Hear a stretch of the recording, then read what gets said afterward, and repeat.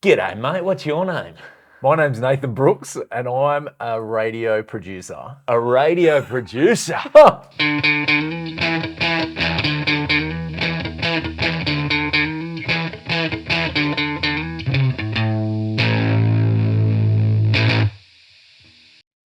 Hello, welcome back to another episode of Crowdworkcast. My name's Andrew Barnett. Thanks for joining me. Now, I am coming to you from Brisbane. If you're watching this on YouTube, you can see that's the Brisbane River right behind me there. And that is because this week, this Thursday night, August 22, I'll be at Good Chat Comedy in Brisbane, and I'm doing my solo show. It's called Barney Lives.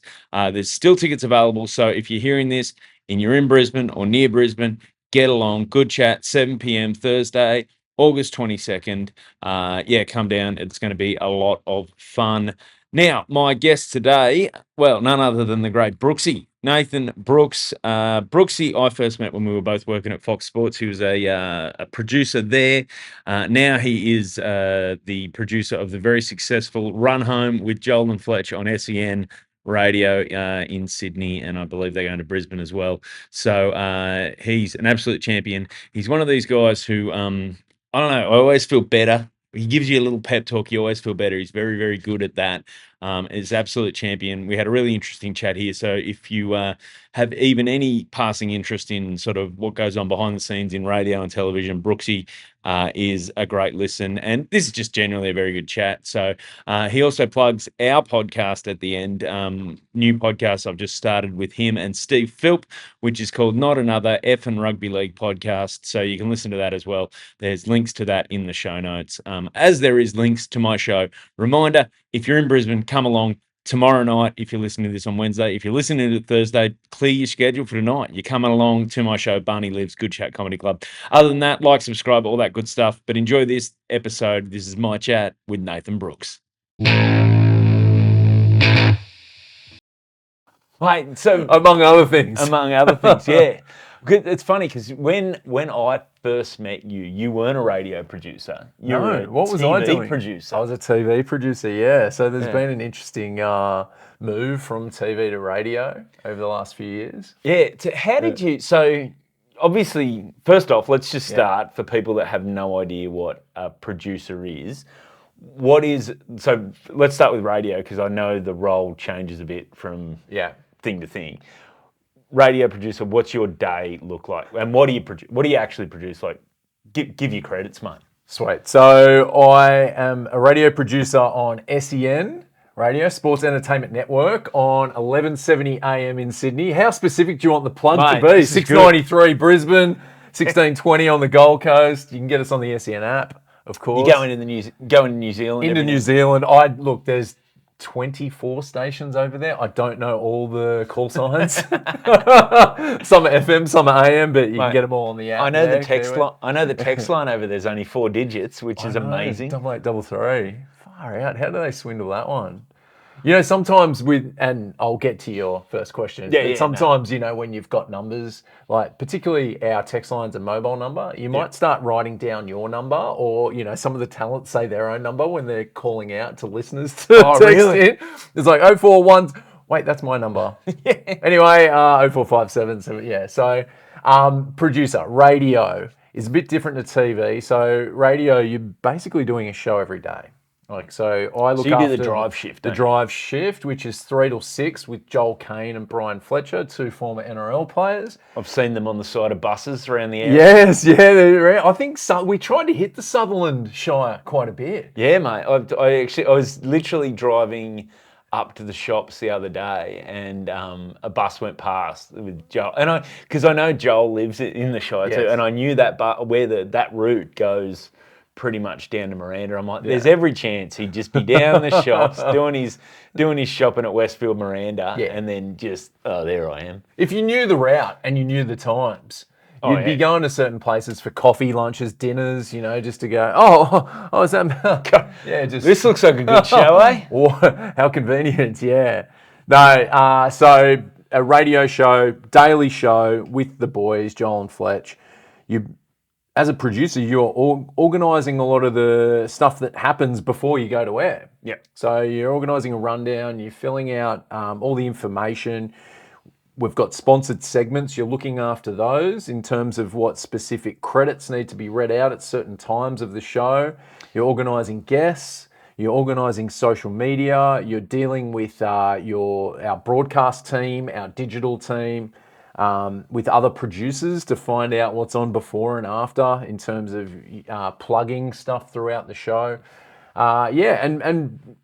Being a bit of the creative side of the show in terms of what should go where, and then liaising with the boys and seeing what they want to talk about. A lot of radio, because it is a 3-hour chat fest, you have to base on the talent that you've got there. So there is a bit of creative license for a producer to put in what they want, but at the same time, for the betterment of the show, you want the talent to be able to riff off what they've been doing and what that day, what's topical in their lives, in with their mates. So yeah, it's a bit of everything just thrown in together for 3 hours. Yeah, and as it is a daily show, it's quite intense. Yeah. You know, like even when you're not on the clock, you're on the clock because you're keeping an eye on certain things. You're keeping an eye on the opposition. You're seeing what else is out there, even on your own station. You've got to sort of take into account what's going on the channel, because you don't want to just replicate what the other 3 shows have done prior to you. So,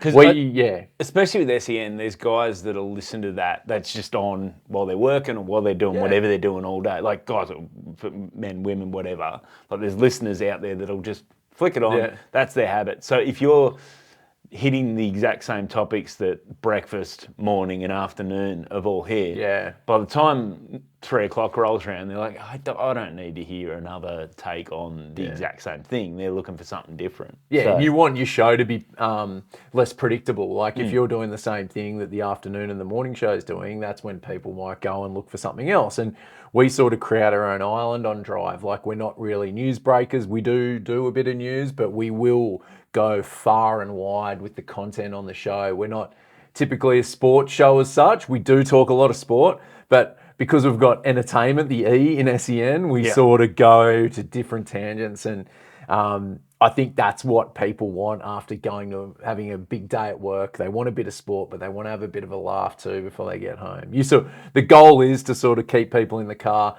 Maybe it takes you 40 minutes to get home, but you might just go around that roundabout a couple of times, or you might take the long way. You might not put tolls into your Google Maps. You know, you might make it a bit of a longer trip home because you're enjoying the content that we're doing. Nice. So, okay, so you've been doing that since SEN launched in Sydney, which is September 2020. So just after COVID. It was an interesting timing for Hutchie, the owner of SEN. So yeah, it was on the radar earlier in the year. So I was at Fox Sports beforehand, and there was a couple of people, talent-wise, that were going to SEN. So there was Matty Johns, there was Andrew Voss and Brian Fletcher, and had obviously worked with all 3 of them, more so with Vossi and Fletch. And yeah, it sort of popped up, and radio's always been something that's, you see a lot of podcasts and radio shows overseas in sport, and it was sort of starting to tip here in Australia around 2020 because of COVID. I think a lot more podcasts started up, and radio became an important medium because there was a lot of information to get out to the public, and whether it was news or sport. There wasn't much sport happening, but there was a lot of time to talk about sport because the leagues were shut down. So it was all old interviews and stories, and I got around that. And people too wanted to hear from something that was outside their house. Yeah, that's right. You just wanted to, I consume so much news and so much because even with sort of streaming and that sort of stuff, that's one thing, but it's not that same. Like during the day, you wanted to sort of connect with the outside world a bit. And then, because at night, the streaming, watching a movie or watching your TV show, it's still sort of, I feel like you're in your cocoon, you're watching that, you're not connecting with the world. Whereas newsy type stuff, and especially talk, where it's talk back, you hear people interacting, you can text in, that sort of stuff. Yeah. That feels more like a connection than just Yeah. Well, that's what we were together in 2020 at Fox, and that was the sort of vibe that the direction of the production was to go down the radio show sort of thing. Yeah. That Fox League Live show, where it was getting talent in, getting people up on a Zoom or a. we got to do one shift. Yeah, I know.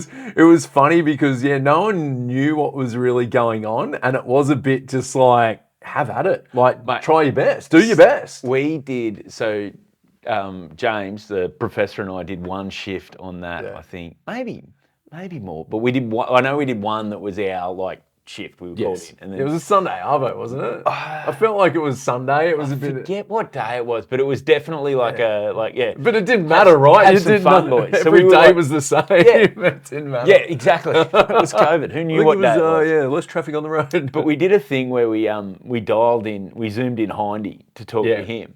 And we did a bit with him where he was having trouble getting his camera and he's like bending over, like he's had no shirt on, he's bending over, like so full cleavage. And he's turning around and he's like got ass crack and that sort of stuff. Anything went. Yeah, well, we did that. But then that made Media Watch. Yeah. There you go. Not everything. Which is prestigious in itself. But that was the thing. They they didn't have any sport, but they kept talking and not everything went to plan. And they showed that clip. That's perfect. Like, guys, Paul Barry summed that up perfectly. Paul Barry, clearly that was a bit. That was a joke. What are you doing? But I was like, man, eyeballs. Mate, we made Media Watch. Yeah. Like Paul Barry having a go at me. Yes, thanks. To defer a bit here, like we made Media Watch on SEN recently during the Ashes. Oh yeah. So we had Heels on, Ian Healy, as we were just talking about the Ashes because it was all firing up at Lords, remember? Yeah. And then and he's good for a take too. Oh, Heels is great for a take. That's why he's doing breakfast up in Queensland. Like they've got him on. He loves his footy, he loves his cricket, so thought he would be a good guest with Joel and Fletch. And we found during that time, remember there was all the criticism from the members of Lords, and they were screaming at the Aussies about the Bairstow dismissal. And we were talking to Heels about the members' names got released, and we were talking to him about it. It was someone that just made some ridiculous English names up, and sure enough, it was like Media Watch just ran with this story that a lot of news outlets were just throwing these names out there without checking. And so I too have been on Media Watch because I didn't fact check the names of these English guys that were getting suspended from Lords. Oh man, what are you going to do? There's only so much you can check, right? But it's also what I think is people don't appreciate necessarily without having worked in those areas is how quick everything gets turned around, particularly in radio, because it's just like the whole idea of, and especially talk radio, is you're reacting to stuff, and if something breaks while you're on air, that's a great thing for you because you can go all this rundown that I've prepared that can fill tomorrow's air because there's still 3 hours to fill tomorrow. Exactly. Let's go with this. Yeah. So but they don't like there is that because it's a 24-hour news cycle too now. Like there's not really 24 hours of news, particularly in sport. Yeah. So you find yourself filling, but then there's stuff like that where you go, you filled these 3 hours, and at the end of your shift, you're not really looking back at what happened today as much as going, okay, well, I've still got another 3 hours to fill tomorrow. That's right.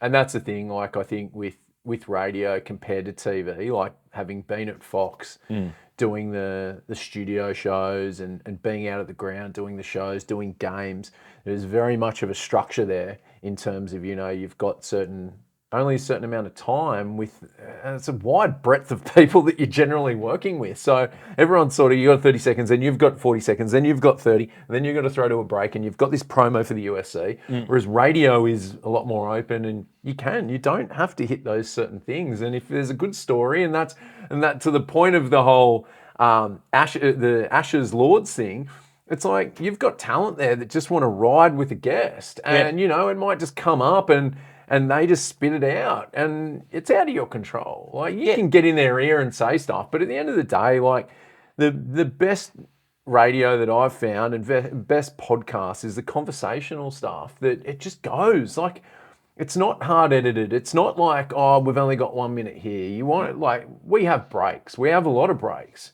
But we've got to try and do what we can in those times to make it free flowing, and the listener gets lost in the conversation and goes, oh, that was a good chat. Yeah. Well, and I think that's the point and the difference with radio and the way, especially the way like your guys' show works. It's similar to podcasts, or podcasts sort of evolved out of that talk radio style, where you feel like you're just listening into a conversation, like you're part of it, but you're not vocal.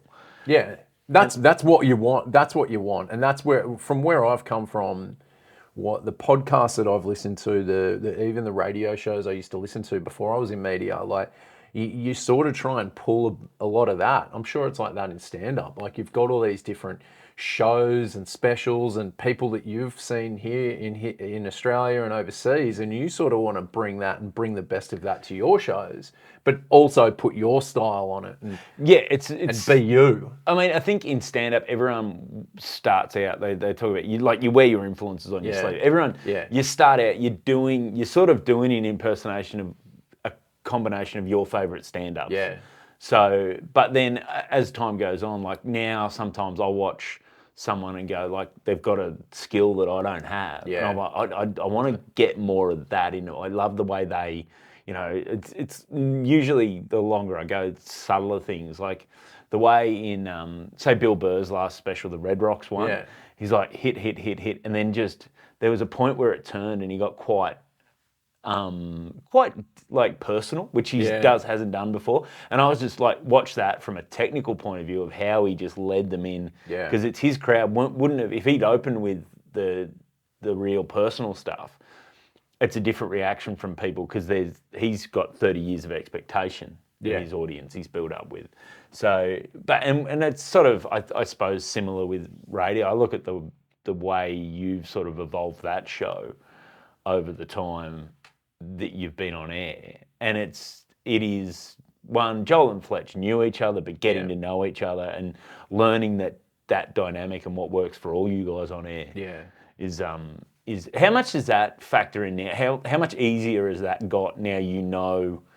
Just having worked with the guys, know what'll pique their interest and what they'll run with, as opposed to here's an idea they won't know where to go with, or they won't not know where to go with, or they won't be interested in going down that. Oh, it makes it a hell of a lot easier knowing your talent, knowing the people that you work with in terms of what you are producing. And when I said before, like the roles of a producer, there's a hell of a lot more that you need to do, and that can take time away, particularly when you've got like 5 straight shows, like you're doing 5 shows. Look, like I'm not saying it's rocket science, but there is a lot of time management. Your time management skills are so important. So knowing your talent can just save you so much time, and knowing what they like, knowing what they're going to come up with.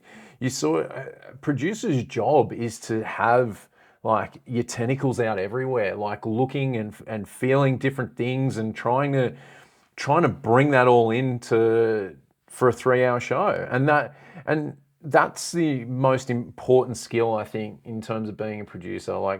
Being in media for like 15 years and observing everyone and how they work, I think has been an important part of where I am now, because it has been taking parts from different producers, different managers, different channels, different forms of media.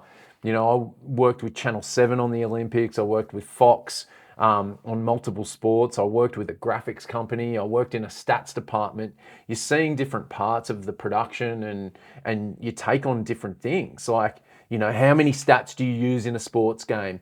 Like in the Olympics, it's like, it's not about the sport really. When you're doing the production of a show, you're trying to reach out to everyone in Australia.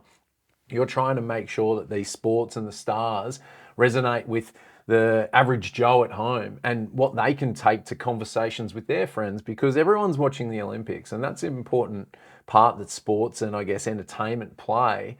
That, when someone gets popular or a sport gets really popular, that's going to be a big part of the conversation amongst friends. And that is what we are trying to reflect as producers. Like, what do you guys want to know? What would you guys be interested in? And I think that's an important part. Knowing what people do and what people want makes you a better producer. And if you know your talent and you know them well, then you can provide a show that's engaging and they get into and own and want to be a part of.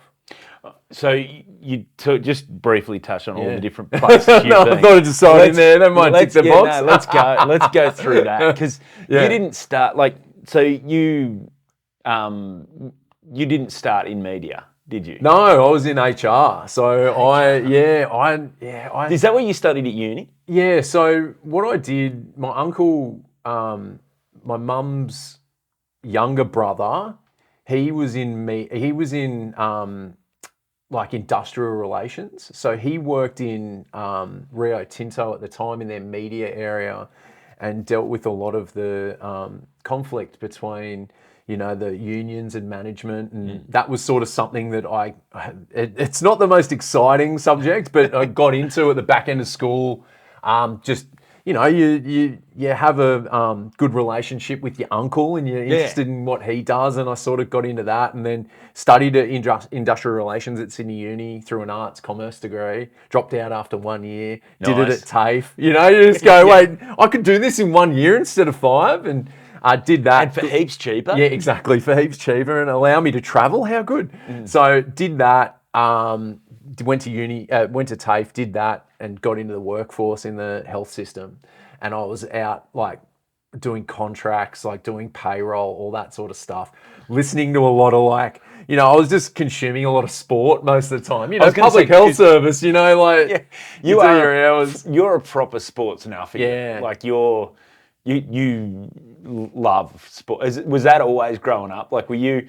Because I know because you went to school with. The professor. Yes, yeah. And I remember him saying to me once that you were, because you're a diehard Illawarra fan. Illawarra Steelers, He goes, he still remembers how upset you were when they it was because it was year 12. Year 12, 1999 was the first merger year. And I remember you'd have the common room and everyone, like that first game, the Dragons, like the St. George Illawarra Dragons played Parramatta out at the double header at the stadium, at the Olympic Stadium.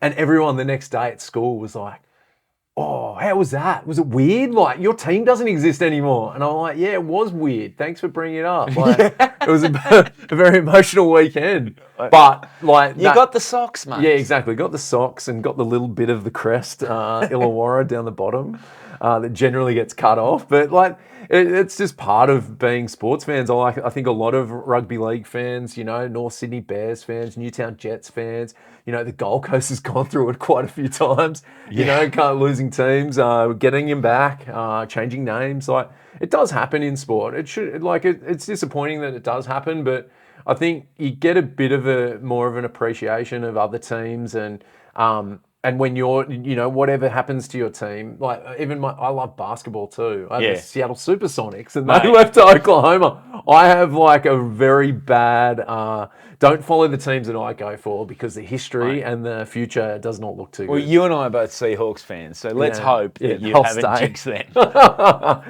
But yeah, I got in, my family are mad footy fans. My grandma was my massive, she Bulldogs fan. So growing up in the 80s, obviously the success they had, she was trying to get me to become a Bulldog. But I was born in 1982, the year the Steelers started down in Wollongong, and a lot of my uncle's friends played in the Steelers, whether it was first grade, second grade, juniors.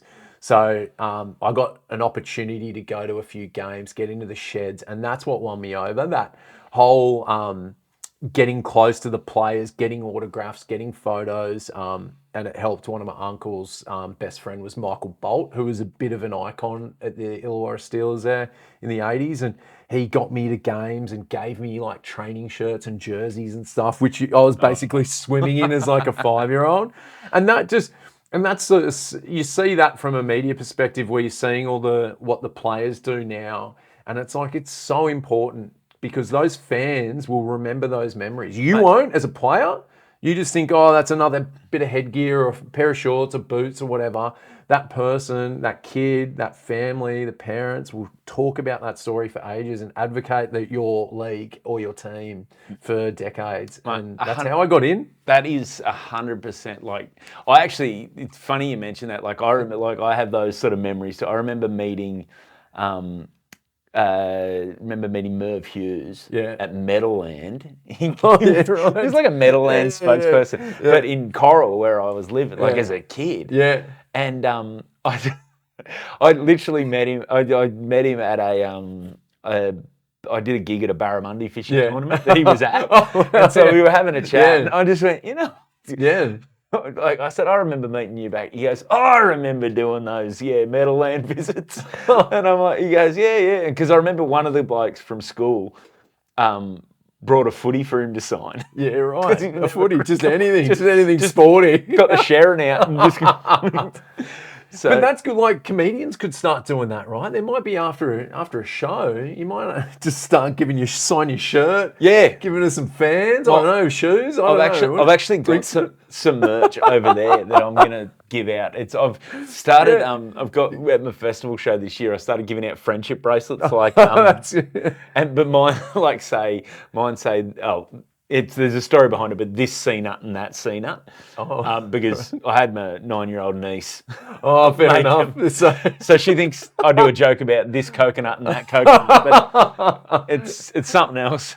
But I'm going to be in Brisbane next week. I'm bringing them. Well, actually, when this drops, I'll be in Brisbane tomorrow night. So, but yeah, it's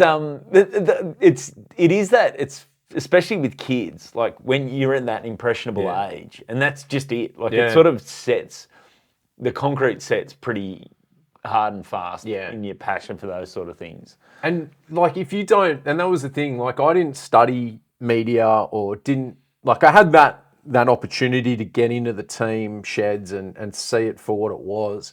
But growing up and just when you're dreaming of what you could become, you generally grab something that's pretty close to you, or even something that's so far away, like as a dream, like you see on a movie or a TV. Sports was always something that I wanted to get into, and because I loved it so much, but never thought it was possible.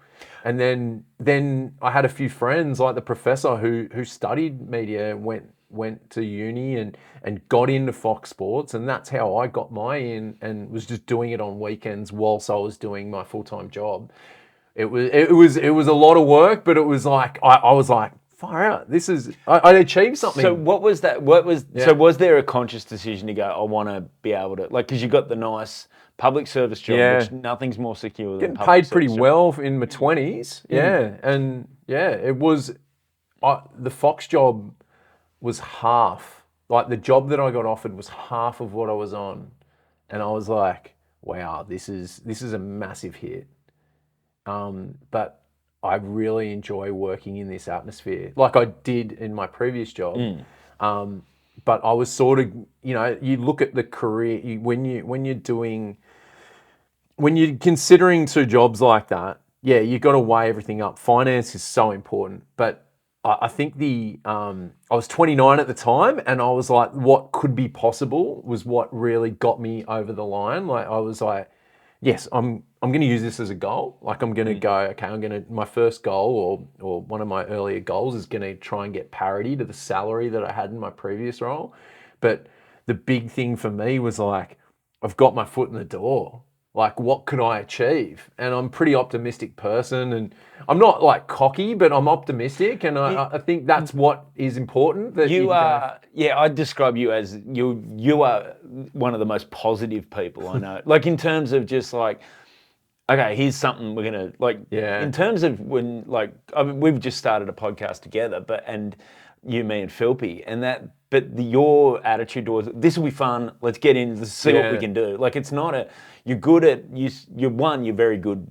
Just a positive vibe on things. Like it's supposed to be fun. But also I find you are much better, and it's a skill that I look at and I go, I wish I had more of that. Is you're very good at setting goals, steps along the way in terms of you're not like, okay, so right, let's start this. It's going to be the number one. Yes, Here you go. Okay, first first steps? What are the achievable steps that you can tick off? And I've seen the way you've done it with that, with the run home, and it's been really impressive. Like when you're working on getting the format down and just getting listeners in, then okay, we're going to grow this, and then now it's every time I go in there, you got a big social media where like your YouTube channel stuff. You've put a lot of effort into like you're like the way everything's shot and everything's like presented, even the thumbnails and that are all. It's much more professional, and is that something that like was that something you learnt, like you've always sort of done, or is that something you learned along the way? Yeah, I think because I didn't have that background, it has been a lot of what we've already talked about, like, you know, looking at other people and seeing what other people can do. I think people do go, oh, I don't have time to listen to the opposition or watch other comedians or you know, see what other businesses are doing in my realm. But it is important, and if you're open-minded and you don't look at a bias way of how people conduct things, you can really learn a lot. And that's, I remember like even that COVID year was tough for everyone. And I know personally, like my own mental health and the way I was in the workplace considerably dropped. Not necessarily because of COVID and stuff, just because of like, I guess everyone sort of lost a bit of their own like communicating and looked at everything as a pessimistically, you know, like, and looked at like life, like what's going to happen. So when you're already looking like that at life, then you're probably going to conduct yourself like that with other people and be more, you know, frown upon things a lot easier. And that's where like I really, during that time, once I started recognizing I was sort of in that hole, I sort of went, okay, I'm going to change this up, because like it's not necessarily who I want to be and what I try and be. So it was like, okay, I'm going to go listen to some audio books and go out for walks in my 5Ks and listen to other stories. Like there were some really great books out there that you can listen to how people had adversity, like everyone does in success or where they want to go. And like listening to those stories, like Phil Knight's just one example, the guy that started Nike and all the stuff that he went through, you know, throughout from its initiation to full $1 billion company, like so many things. And that's what And there's so many things in those stories where you go, oh, this was never, because you look at them and you see them as fully formed. Like, well, he started a shoe company, it was always going to be. It just went like that, right? Like, there was no way. It exponentially had success. And it's never like that. And back to like bringing that to your own sort of, my area in terms of radio and production, it's like you're always learning and you always got to take bits and pieces. You've got to test yourself. You've got to move things around to see what works. And failure's a good thing. Like it totally is. And when I left TV for radio, it was sort of like my initial thought was, far out, I'm going down in my career here. But I was like, no, I'm not. Like, I'm doing 5 shows a week. I'm working with 2 people I highly respect. I'm in the start of a company that I can see the potential in and have the connection. Like Hutchie's quite approachable when he's in Sydney. Like he's based out of Melbourne and he travels a lot.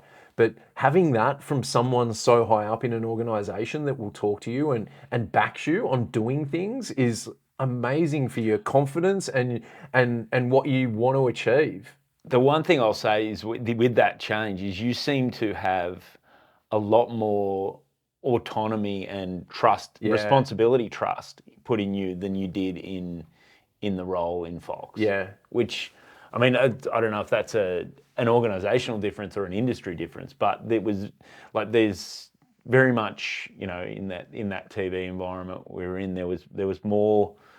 I got to say, we were pretty lucky. We got a lot of independence early, especially early. But yeah, there seemed to be like, because I suppose when you're producing games or whatever, there's a certain structure and a lot of people around that rely on that structure. Yeah.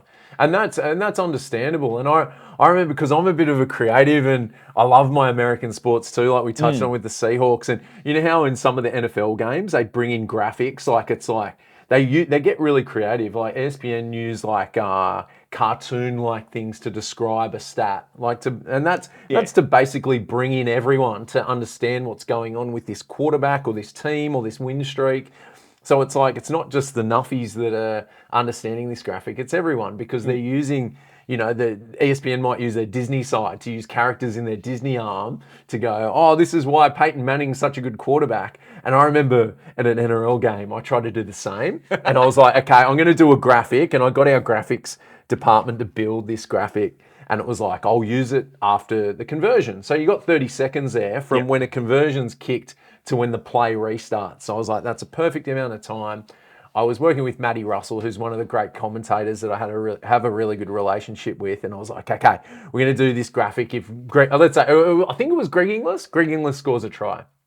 And so I told everyone about it in the truck, in the control room. And the director was like, oh, we're rolling that graphic here. And I was like, yep, that's right. He rolled it straight after the try, which is like, that's like, no one ever does that. And I was like, oh. What was the graphic?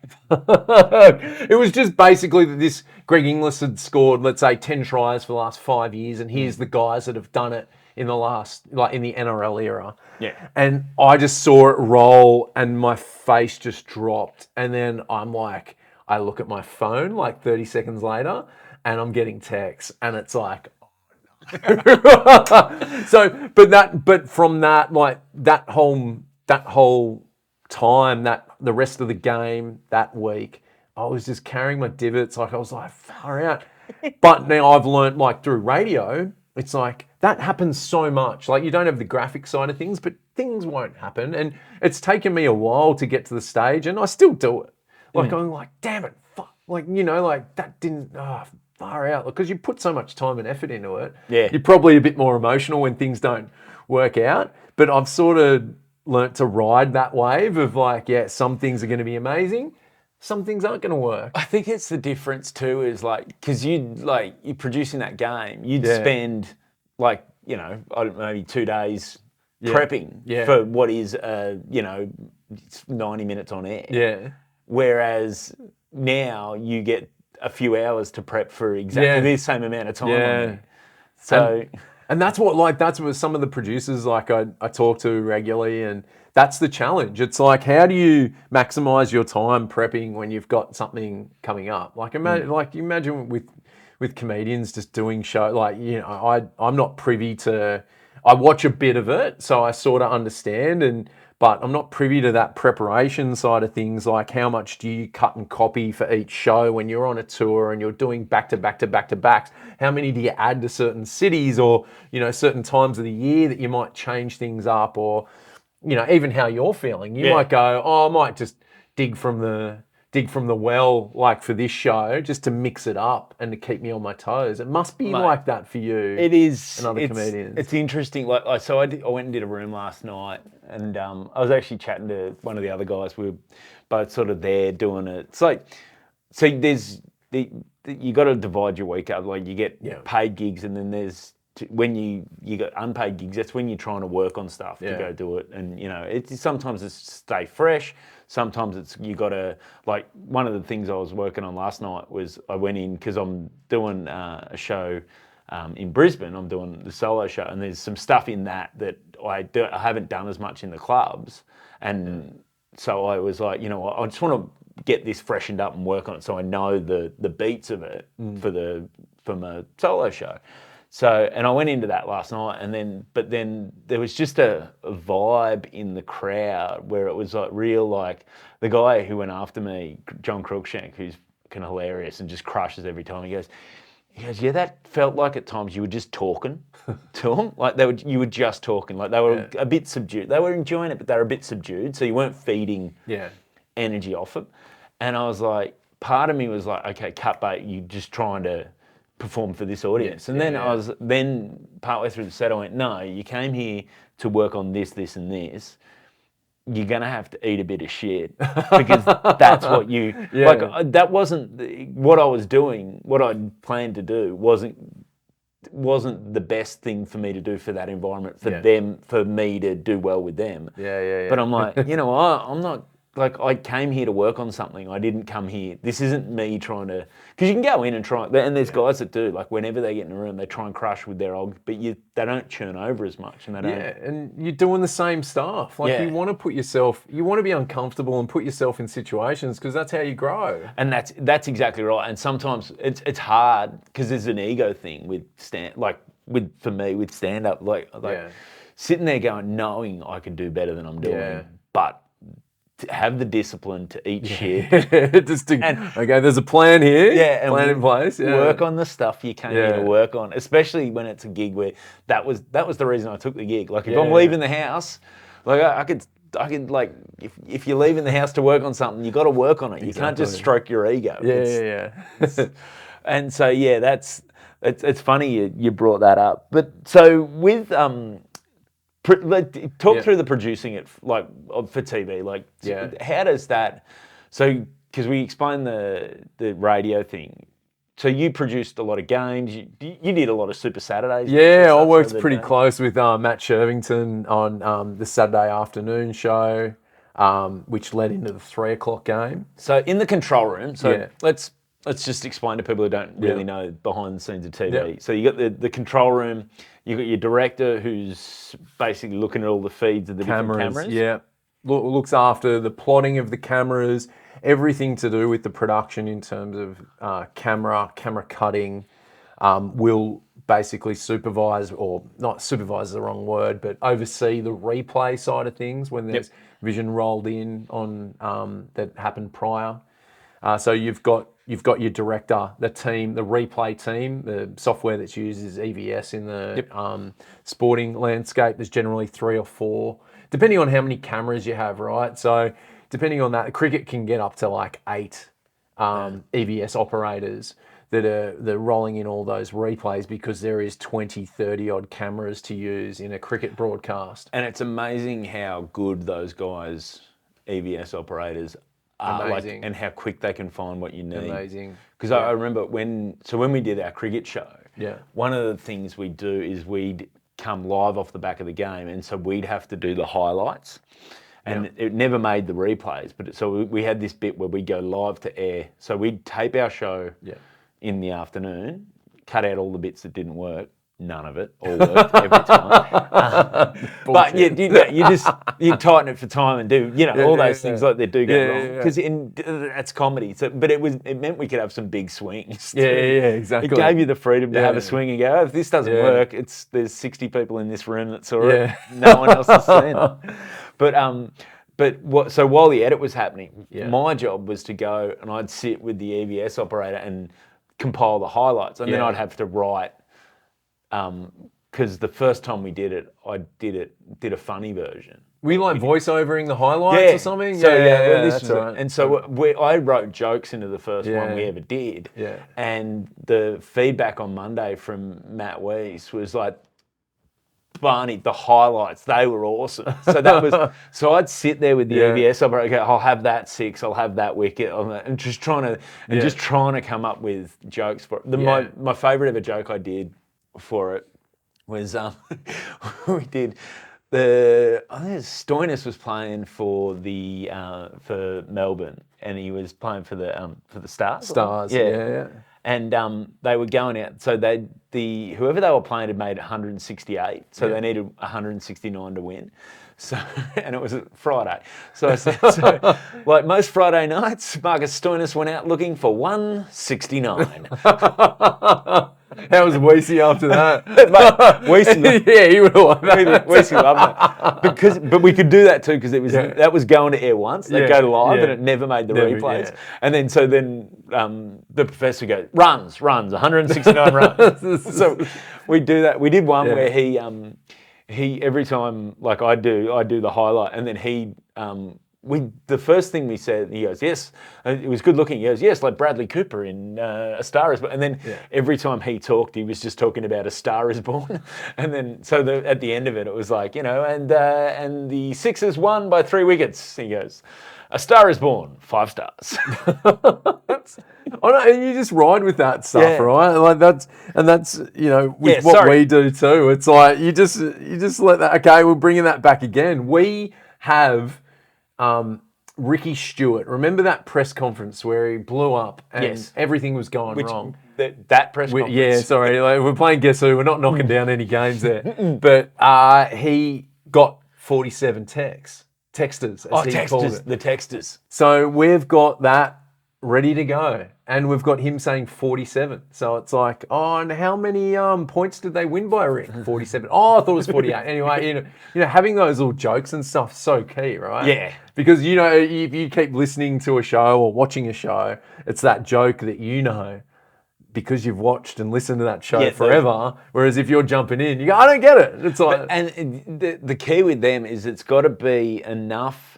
Like, you can't do that just those. Yeah. Because that's right. Otherwise it becomes like, I don't get this show. Yeah. But you keep throwing your loyal fans enough. Yeah. And it stirs curiosity in the casual fan. Yeah, like, what is this? What's that mean? It draws people in. I love that stuff. So back to the control room. So you've got the EBS that do that. Yeah. So directors sort of, they sit and they tell the switcher. Yeah, you've got a switcher next to them, which is actually physically switching cameras. You've got a director's assistant, which has an important role in terms of timing, liaising with the producer and the director, talking to your graphics department as well, or your operators, because everything's going on. You've got all these different parts at play, their role in a broadcast, whether it's graphics, whether it's replay, whether it's live cameras. So you've got all these people that are sort of, looking after different things. Like if I've organised a graphic like I did, horrendous graphic in that game, amazing. Like I'm talking to the graphics department, I'm talking to my director, my DA, so that the DA can liaise with the director because there's so much going on. You've got generally have an assistant producer that will be able to help you out with just, I guess, the little things like checking graphics and making sure everything's all right. In terms of the producer's role, so that's what they call line producing. Yeah, line producer, yeah. So you're telling the director what you need to get through the... You create a rundown of, let's say, we'll use a sporting match as an example. You've got your pre-game commitments, you've got in-game commitments and your post-game commitments. So whether you're doing the pre-game and post-game show, that's you're looking after all of that, or everything. But you might have a studio show either side of your broadcast of a game. Which is a different team in another control room. Exactly. So you're replicating a team on the ground for a team in the studio. And so you'll just be sending back live shots or interviews that are being conducted at the venue. And then post-match, same thing. All the post-game interviews you're looking after, and you're liaising with your floor manager who's out on the field, who's basically a wrangler and also does a lot of the timing stuff with the NRL, if it's an NRL game, making sure kickoffs are on time, that half times go 14 minutes, whistle to whistle, wrangling players, liaising with the media managers. So you've got someone there that can, help on the ground when you're in the truck. Yeah, there is so much to it. You're organising all the events of a game, so that is all the big highlights. You're not sending back 16 cameras of footage like that are going to be stored. You can't possibly do that. So you're as a producer, your role is to pick the big moments, make sure that the replay team, EVS team, cut all the different angles of those big plays. Yeah, we'll have certain cameras that they play out and but you might not have those corner cameras or cameras up in the sheds, 5 hours of it. You want to get just the big bits that, that can be stored in an efficient way. And so you're looking after that. You're talking to your talent. You're making sure that they're, throwing down to the sideline when your sideline reporter's got some injury news or just some news on the game. There's credits to get away that you got to slide in, so you're making sure all those commitments are done. And there's paid stuff. All that stuff. Like there's a lot going on, and that's why you have such a team, because you want to tick all the boxes and make sure you get as much out of the broadcast as possible. So you got into this because you love sport, yeah. Right? How much can you enjoy an NRL game that you're watching from that truck? Yeah, you can. I think that it depends on the person and how much you know your role and know that if something happens that's out of the norm, like how you can respond and and make sure you get back on track. I generally had the notion of producing a game for the fan. Yep. And that doesn't mean just putting my legs up on the table and cracking a drink and some chips and sitting there and watching it. It's like getting into the game, like really understanding the game. Because I am a rugby league fan, I was looking for things that I know certain fan bases are looking for. Like I made a controversial call one night to show, and you don't generally do this in production, where you show people leaving a venue. Yeah. But because it was Titans v Broncos, it was at Suncorp, and the Titans hadn't won there ever. A Gold Coast team had never won at Suncorp. The Gold Coast scored a try, and I got my director to show fans leaving. Ooh. And I did get numerous calls about it, and I was told it was wrong, but I know it was wrong, but I know deep down there was 15 fan bases that were loving that shot of seeing Broncos fans leaving. I don't know that it is. In terms of, exactly, personally, and that's what I was sort of getting at, that it was like, personally, I knew it was right, but I know in terms of, like, if you're paying a certain amount of money for a game and you're showing people leaving, it's like it's not a positive thing, right? Because you're saying this is over, but it is positive in that it's part of the drama of the whole. 100%. The reason, and this is the thing we've learnt massively in COVID, was the fans that are in the stadium aren't just there as observers. They are part of the show. Yeah, exactly. And if they're leaving, if they're streaming out, like they do that in the AFL quite often, because they throw the toys out of the cot lots. The AFL fans, but I think it's part of the story of the game. Yeah. Like I don't know. Like I think it always interests me that there's these rules in things like television that are based on whatever. You understand the rules, right? But you feel that there's moments where they can be broken because the moment it just grows bigger than what is the norm in terms of that game. Like rivalries, showing certain emotion. It was historic. Yeah, so exactly. And that's what I was trying to convey that in the broadcast. And I understand, like, I'm not saying one thing's right or one thing's 100% wrong. It was just, you have to make that, and that's the thing too, as a producer, you have to make those calls. You can't make the right decision every time. And back to what happens in radio, like, you will make the wrong decision. There's no doubt. If you're not making the wrong decision, then you're not doing it right. Well, you're playing it way too safe. You're doing the same thing every show. You're playing it safe, and I know there's some people that would enjoy that know exactly what they're getting every day and the same guest or the same chat, but you need to make stuff dynamic. There's too much competition out there. You need stuff that people can go, you know what, I like this show because of this, and this, and it takes me on a journey, and it goes here and it goes there, and I get this guest here and that guest here, and things are just all over the place. I love that. If you play it safe and you do it the same way every day, every week, every month, every year, you're not going to grow personally and, I guess, analytically. And also, like, you're not growing the show. You're not growing what it can be. I don't know. Your talent don't grow. Yeah. Your talent don't grow.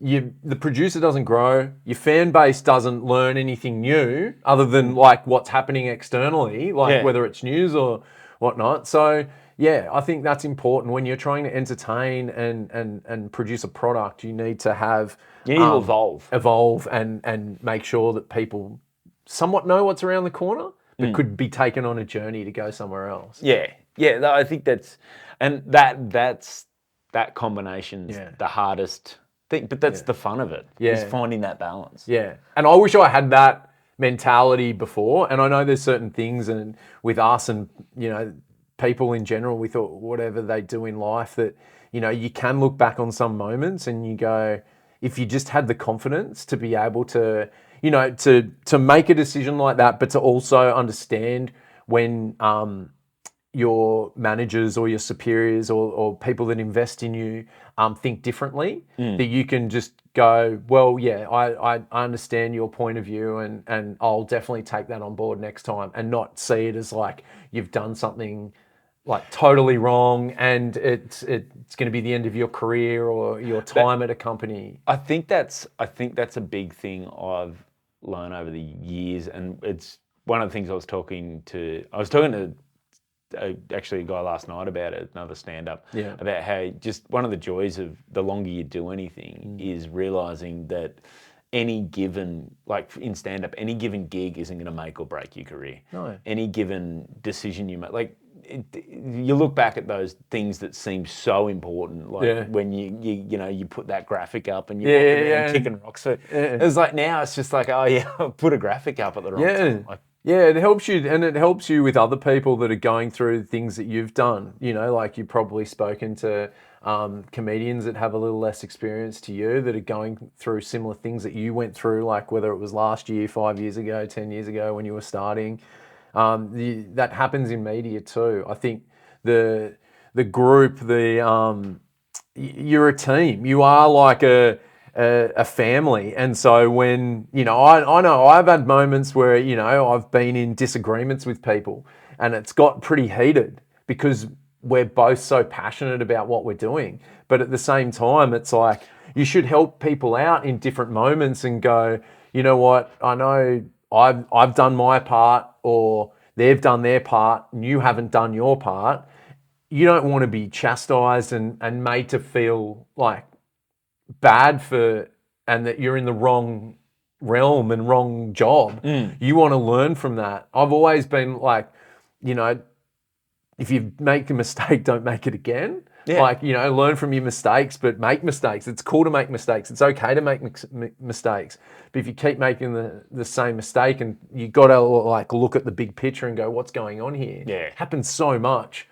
And I know sometimes I hold on to it a bit, but like at the end of the day, you got to go far out. Like we've got to work together here, because that's the only way. Like if, for instance, SEN is going to get bigger in Sydney if we all work together and we ride those mistakes that we make and make them less and work together to become bigger and change things. Yeah, I think too, like where you're very good at it is, and I try and, especially when things were like a lot of high pressure at Fox and that sort of stuff, is just reminding myself, this is just, it's just sport. Yeah. It's supposed to be, the whole idea of this is it's supposed to be fun. This is a fun thing for people to watch or listen to or talk about or engage. And that's where I think you're very good at just keeping that, no, it's fun. But I'm bouncing off like that. But I lose my head over weird shit at the same time. Like that's not, because I see other people like, this is a bit Hansel Zoolander-y, but I see like you do stuff like when I was at Fox, and it made me go a bit like, look at those guys having fun. I'd come over to you guys and have a chat, because it's like, I know you guys are here for a bit of comic relief about sport, and that's what it should be about, because the sport is fun, it's entertainment, it's like most people act like it's the end of the world when their team doesn't make the finals or loses a game against their rival, but at the end of the day there's always next year. Or not so much for the Illawarra Steelers. I think, but what you're saying is what it's very much Jerome Luai. Like, relax, you got work tomorrow. Yeah, exactly. But yeah, that's the thing. You bounce off the same people that you might have disagreements with in the workplace are the same people that are going to pick you up when you're down, because you see them, in a good light, and they're doing their thing. You go, far out, like. That's awesome that Johnny over there is just like loving his job and doing it. That's what I was like a couple of weeks ago. I've got to get back into that mode. Like, and that media, it's hectic like that, and you've got to. And I know there's young people like struggling with time constraints, and it's like, no, just do your thing. Do what's comfortable to you. You'll get the job done. Just make sure it's not at the discretion of your family and friends and things that you love outside of the workplace, because that's a big thing too. Like, you've got to have that time with your friends and family, because that's what generates like you growing in the job as well, like in media, in stand-up too. I remember there was sorry to divert here, but there was a great chat. Trevor Noah was talking about when he was doing the Daily Show, and on the weekends he would fly to LA and go do stand-up, and he bumped in, I think it was Chris Rock. Yeah, it was Chris Rock, and he bumped into him in a lounge, and he's like, so you're doing the Daily Show 5 days and you're doing stand-up on the weekends. What is your stand-up about? Yeah. Like, what are you talking about?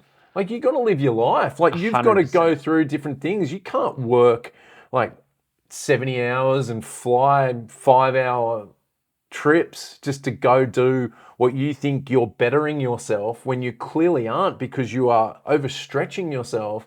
I thought that was a really good takeaway. It's not, I don't do stand up, but it's great in terms of what you do in whatever job you do. 100%. You bring if you're grounded in the real world with real people, then you know how. It's particularly with entertainment, like you interacting with actual people in the world, normal people that are outside the bubble of trying to produce all this stuff, lets you know what they're interested in. Exactly. You can't talk to the people, like you can't exist in a bubble and only ever exist in that bubble and expect you're going to make connection with the people outside that. You need to be interacting in the world and out there and seeing stuff. I remember it was summed up. It might have even been a Chris Rock thing, where he said you got to, at a certain point, like stand up, you're commenting on life. So you got to live a life worth commenting on. Yeah, that's true. That's right. If you're just in one little bubble, then you're not not really got anything interesting going. So we are about at time, but before we go, I'm going to get you to plug whatever you want to plug, but also, so this is what I've been asking a lot of people. So 5 years time, like if in the next 5 years everything just breaks Brookes' way, right? Wow.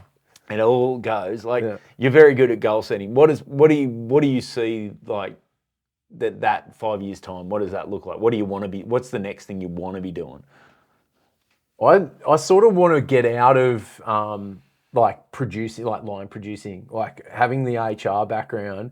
I ultimately just want to help people.